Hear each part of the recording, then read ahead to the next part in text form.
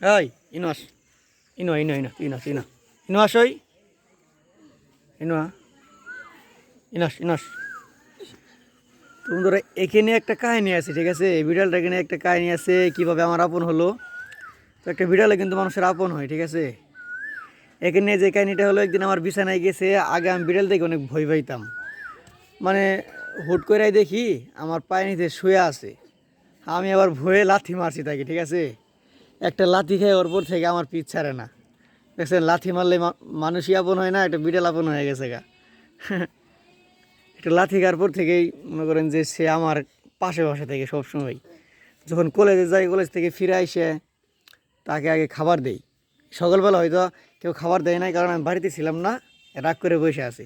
দেখেন, একটা টু শব্দ করে না, দেখছেন? একটা টু শব্দও করে না। এই বেটা, এই রাগ করছস? হ্যাঁ,